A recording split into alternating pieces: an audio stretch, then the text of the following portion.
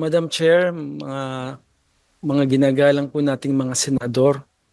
Unang-una po ay pagpasensyahan nyo na po. Hindi ko po alam kung maniniwala kayo, pero hindi po ako masyadong nakakapanood ng mga Senate hearings. Hindi rin po ako masyadong aware sa mga issues dahil marami na po akong hinahandle na mga personal cases ng mga clients ko. So, ang una ko pong gustong sabihin ay in truthfulness po, hindi ko po alam na may warrant si Mayor Alice ko. Hindi ko po alam kung paano ko po kayo makukumbinse, pero yun po ang totoo. Pangalawa po, kung meron man pong pagkakamali on my part na ma-identify ko po na inakala ko pong si Alice Go, hindi ko ho talaga alam na siya yon o hindi po siya yon. Basta't nagpakita po ng ID at inakala ko po na siya. Yun po yung aking masasabi. Madam Salamat Chair? po. Nagpakita po siya ng ano?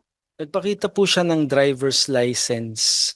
Driver's license. Okay, itatanong po namin iyan mamaya konti kung dahil importante po, bago si Sen Joel, importante po yung sinabi niyong hindi nyo alam kung siya yon or hindi siya yon. Dahil seryosong legal service ang ginawa nyo para sa kanya, pagnotaryo sa dokumento. And I suppose, bawat abogadong magnonotaryo ng dokumento ng isang client or isang kliyente, kilala yung taong yon na siya talaga yon. So for the record, at babalikan ko po sa tanong ko mamaya. Sen Chair, Joel? just one question po kasi just to be clarified, Attorney Galicia, nakita niyo po, sinasabi niyo, nakita niyo po itong Alice Go na ito na personal na pumunta sa inyong opisina. Is that a correct statement, Your Honor? Sa ngayon po, hindi ko na po masabi kung talagang siya yung nakita ko. Pero hawig po.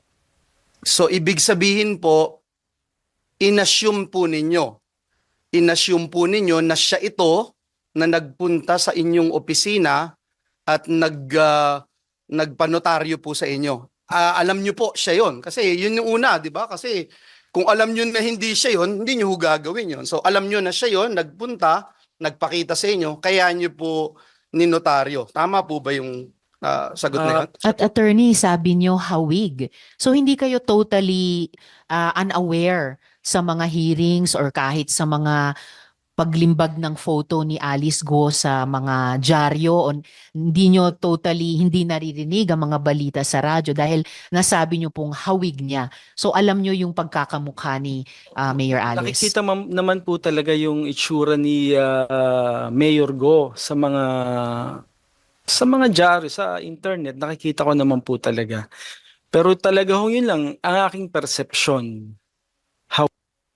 Mahirap po yata kasi, attorney, no? Dun muna tayo dun sa araw na August 14.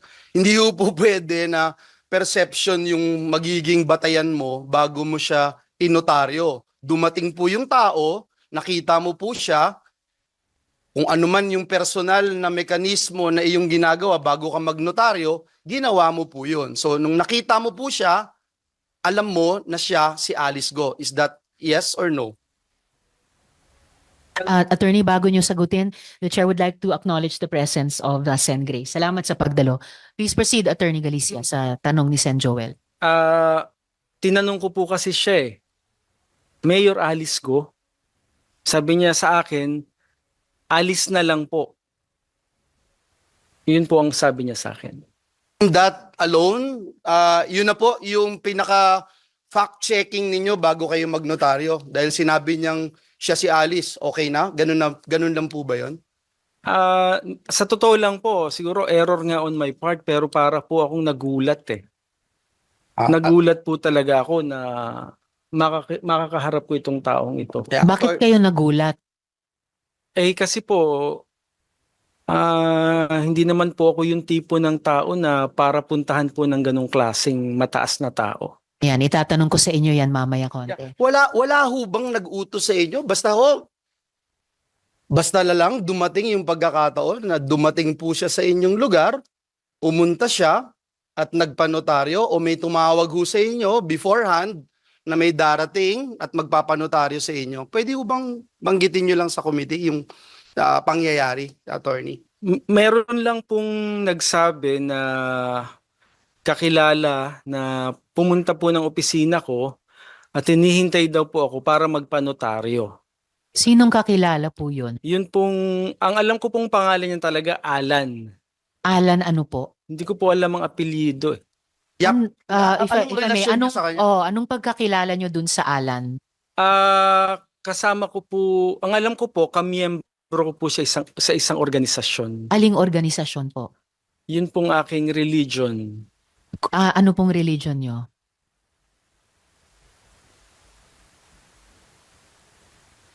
If you may. Pwede ko ba bang hindi sagutin? So, kasama nyo po sa isang relihiyon, si Sir Alan, Opo. pero hindi nyo alam ang kanilang apelyido. Hindi ko po alam ang apelyido. Okay.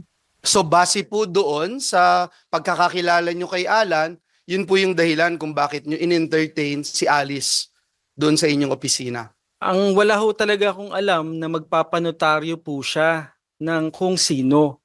Ang sabi lang po ay magpapanotaryo daw. At saka kanina po, attorney, tinanong ni Sen Joel yung tungkol nga dun sa pagpapanotaryo nung Alice Guo sa opisina nyo. Pero actually, hindi sa loob ng opisina nyo, di ba? Dun lang siya sa sasakyan niya, yung Opo. Alice di umano na yon. Opo, dun lang po. Regular ba kayong ganyang magnotaryo na hindi nyo pinapapasok sa opisina?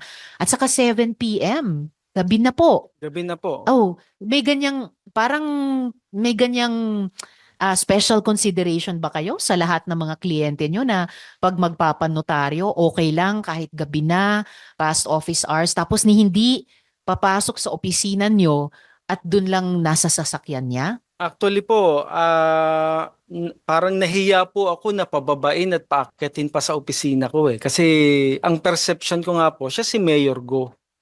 Bakit naman kayo mahihiya? Kami pong lahat na nagtatrabaho sa gobyerno, bababa kami sa sasakyan, aakyat sa opisina dahil meron kaming hinihinging serbisyo sa inyo bilang mga profesional. Na, tama Baka na starstruck kayo masyado kay malamang Alice po ko. eh. Talaga pong nagulat po talaga. Your Honor, Madam Chair, Sen Joel. sabi nyo po, hindi nyo kilala, hindi kayo nanonood, pero ngayon nahiyaho kayo na pababain siya doon sa sasakyan. Gabi na ho yun, Attorney Galicia. Attorney Galicia, yung pong inyong ninotaryo nakalagay po doon sa notaryo, Madam Chair, and I hope we can put it into the records of this committee. Ang nakalagay po doon, yung pong mga salitang subscribed and sworn before me. Uulitin ko po, subscribed and sworn before me. Yun po yung nakalagay sa dokumento, Madam Chair. And for the record, nagnotaryo po kayo, Attorney Galicia, na sinasabi nyo hawig kasi at hindi po sworn before you. Parang magkaiba po yun, Attorney.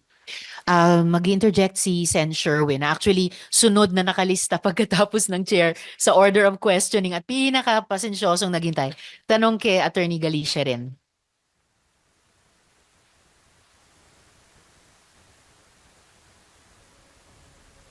Sagot na lang po yung tanong ni Senator Joel bago po. Akala ko interjection dun sa tanong ni Sen Joel. Pakisagot muna, Attorney Galicia, and then mag-interject si Sen Sherwin. Pwede ho bang ulitin? Parang na ano po ako. Kasi yun, nakalagay po dun sa Dun sa ano, dokumento nyo, subscribed and sworn, subscribed and sworn before you. Pero sabi nyo nung una, hindi kayo sigurado at parang kahawig lang. Pero may binanggit din po kayo, kaya kayo nahiyang pababain dahil si Mayor Alice Go nga yun. So which is which? Actually, pareho po eh. Ano ho kasi talaga eh, nagulat po talaga ako sa kanya eh. Yun naman pong subscribed and sworn is, sabi ko nga po sa inyo, nawala na po ako ng parang nagulat po talaga ako dun sa nangyari eh. Attorney Galicia, bago mag-interject si Sen Sherwin, hindi nga ba mas importanteng siguraduhin yung identity nung nagpe-presenta sa inyong Alice Go dahil sa lahat ng issue sa kanya? Tama po. Naintindihan ko po yun pong sinasabi po ninyo, pero sabi ko nga po sa inyo, at that point in time, hindi ko na po naisip yun. Madam Ako Chair, sayang, just sana to put naisip. on record, Madam Chair, Okay, Sen. Joel, and then magkaiba po censure. yung sinasabi ni Attorney Galicia. Itim at puti, hindi ho talaga pwedeng pareho.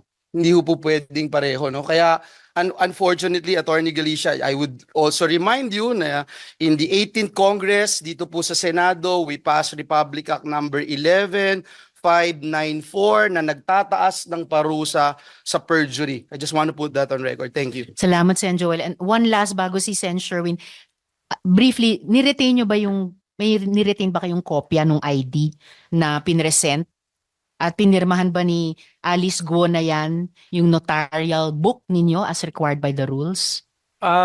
Wala naman pong pinapipirmahan ako na libro para po Hindi ba rules po yun? Pag tiningnan nyo po yun pong form na sinasubmit namin, wala naman dun pong format na nakalagay na kailangang pumirma ang nagpanotaryo. Ido-double check ko po yan, Attorney Galicia. Madam Chair. Could we, and before I call Sen. Sherwin and Sen. Grace, DOJ, can you speak on that?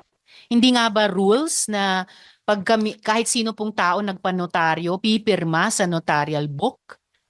May rules ang- USEC-T. Yes, Madam Chair. May rules ang Supreme Court specifically para sa mga notaryo. At naalala ko, meron talagang requirement doon, no? May mga safeguards to.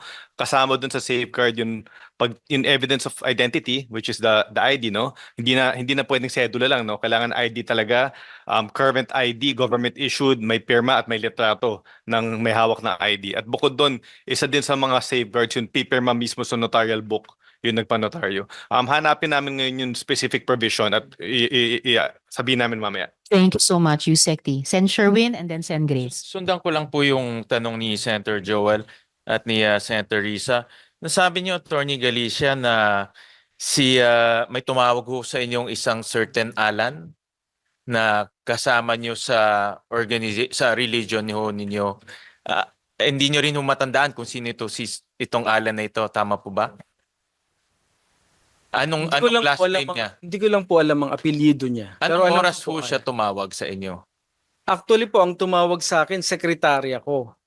Sekretarya niyo ang tumawag Na sa inyo? naghihintay daw po sa law office. Sino ho ang tumawag sa inyo? Si Alan o yung sekretarya Yung niyo? sekretarya ko po. And then, Sen. Sherwin, meaning nasa labas na kayo ng opisina noon, then bumalik pa kayo? Oho, kasi bumabalik naman po talaga ako ng opisina. Malapit lang ang bahay ko sa opisina. Okay, salamat, Sen. Sherwin. thank you. And then si Alan ang tumawag sa inyong sekretary. Ang tumawag sa akin po yung sekretary ko na may naghihintay daw na magpapanotaryo. Si Alan ho, sino tinawagan niya?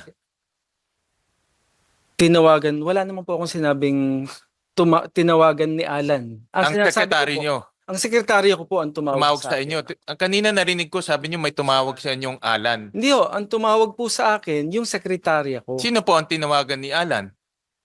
Wala po akong sinabing tinawagan ni Alan. Kanina ho may Alan. Sino ang kausap ni Alan? Ay, baka wala po ako, hindi po kami nagkausap nun. Paano inarrange nung Alan na kayo ay magnonotaryo sa dokumento ni Mayor Alice? Doon lang po sa office ko. Naghihintay po daw siya doon para magpanotaryo. Nag-walk-in po siya? Oo, nagpunta po siya. Okay, thank you, Sen. Sherwin. So si Alan nag-walk-in sa inyong opisina at sinabi po sa inyong secretary na ano ho ang sabi sa inyong secretary? Magpapanotaryo daw po siya. Hihintayin niya daw po Siya ako. mismo, yun hindi ang si sabi Alice sa Go? akin. Wala naman pong sinabing Alice Go. Walang sinabing Alice Go. Wala pong sinabi. Siya ang magpapanotaryo. At tumawag sa inyo yung secretary ho ninyo. Anong oras ho tumawag ang inyong secretary sa inyo? Siguro mga ano po yun, mga alas 4 Alas 4. ng hapon. At sabi niya may magpapanotaryo at si Alan ang magpapanotaryo. Tama ho? Yun po ang sabi. Yan sabi ng secretary niyo. Tama? Basta may naghihintay po sa akin na magpapanotaryo daw po si Alan. Yun po Okay. ang sabi. At kahit hindi niyo ho kilala ito dahil ka religion niyo, bumalik ho kayo sa inyong opisina. Kasi normally po talaga bumabalik po ako sa office. Nang ano oras ho yung nung bumalik ho kayo? Depende po kasi nga po, kinukuha ko yung mga files na gagawin ko para sa kinabukasang hearing o kung anumang mga pendings ko. Madalas po talaga ako, bumabalik po talaga ako sa opisina. Okay. At So, hindi nyo hindi- na nakita si Alan? Si Alice Guo na ang nakita nyo? Hindi, andun po siya, tinawag niya po. Andun pa si Alan? Tinawag niya po ako eh. Hindi ko naman po lalapitan yun kung hindi ko naman nakita si Alan. So andun pa ho si Alan? Nandun po Okay. siya. And kinuha niyo ho kung anong pangalan niya, anong apelyido niya. Siyempre, bigla nila may walk-in na lang ho Hindi po. doon eh. Diba? Dahil nga po, nakilala ko na po siya dati. Pero hindi niyo ho tinanong kung anong apelyido niya. Hindi ko ho normally tinatanong kasi sa amin po marami pong pagkakataon na makikilala mo yung mga kagrupo namin nang hindi mo naman natatanong kung anong apelyido. Ano ang sabi ho ni Alan? Obviously, hindi ho siya yung nagpanotaryo, diba? Ano ang sabi ho sa inyo? Sabi po, may magpapanotaryo si Mayor. Yun lang ho ang Yun sinabi lang niya. po ang sabi. At nung nakita nyo, narinig ko kay tanong ni Senator Risa, hiningi nyo yung ID. Binigay niya po yung ID. anong Driver's license po yun. Meron ho kayong photocopy ng ID na yon? Meron po, nandun po, kasama po dun sa dokumentong ninotaryo ko. Kasama doon. Pero hindi nyo ho pinaperma si Alice Guo doon po sa libro. Hindi ko po napapirma sa libro kasi ang alam ko po talaga sa form na sinasubmit ko sa notarial section, wala naman po dong form portion na kailangang papirmahin po yung nagpapanotaryo. Dala nyo ba yung Xerox copy ng ID ni Alice Guo? Wala po akong dala eh. Pwede nyo ba hong sabihin sa inyong secretary na picturean at padala ho dito? Para Papapicturean ko. para po Sige po. makita ho natin Sige, ngayon. papadala ko po. Oo. Salamat sa Sen. Sherwin. Bago ko ibigay kay Sen. Duroy, if you could begin to walk us through that meeting. Si Alice Guo ba ang mismong nag-abot sa inyo ng mga dokumentong panonotaryo niya? Si Alan po ang nagbigay sa akin nun. Okay, so yung Alice Guo nandun sa sasakyan, binigay niya yung dokumento kay Alan, binigay nung Alan sa inyo. akin. Okay, and then, so paano nakapanumpa yung Alice Guo? Hindi na po siya nanumpa sa akin eh. Sir, attorney, lahat po kami, pag magpapanotaryo, kailangan po kaming manunumpa. So, hindi na nga po siya pumirma sa notarial book, hindi pa siya nakapanumpa. Okay, pagkatapos inabot nung Alan sa inyo, yung mga dokumento, pumasok kayo sa opisina nyo para inotaryo, tama po? And then lumabas kayo ulit para ibigay sa kanya yung notaryadong dokumento na, tama po? Hindi na po ako bumaba kasi may mga ginawa na po ako dun sa office ko. Hindi ko na po ako alam kung anong nangyari. So paanong nakarating mula sa inyo dun sa Alice Guo? Yung Kinuha notarized po ni document? Alan. Yung Alan ang sumama sa inyong umakyat sa Umakyat opisina. ako. Siya na po yung nagbaba nito at you presume ibinigay dun sa Alice Guo. Patawag Okay natin po. si Alan. Yes, madam. Yes, Sen. Grace, we will do that. Just misteryoso ako, parang masyado namang alagang-alaga nyo yung Alice Guo na iyan. Hindi naman just po. to say. Wala po akong ganong intention. Wala Okay, po well, talaga. intention is one thing, pero ngayon pa lang parang may dalawang lapses na, yung di pagpirma sa notarial book and then yung hindi pagpapanumpa. So, sorry. Madam Chair, just to put on record lang. Oo, Nilagay then I'll po- call Sen. Grace nga pala and then Sen. Duroy. Yeah, nakalagay lang po, just to put on record, doon po sa dokumento, subscribe and sworn before me. Tapos binanggit po ng ating attorney resource person na hindi po nanumpa sa kanya. Just for the record. Yes, salamat Sen. Joel. So, just before I call Sen. Grace and Sen. Duroy, during this hearing, Attorney Galicia, mukhang importante talagang tanungin kung ano yung sinasabi niyong relihiyon nyo. Kasi it's just a matter of fact. Tapos yung apelyido ni Alan, baka pwede nyo ring ipatanong sa secretary nyo kasabay nung pagpapadala nung kopya nung driver's license nung Alice Guo na hiningi ni Sen. Sherwin, yung apelyido din nung Alan. So, Sen. Grace and then Sen. Duroy.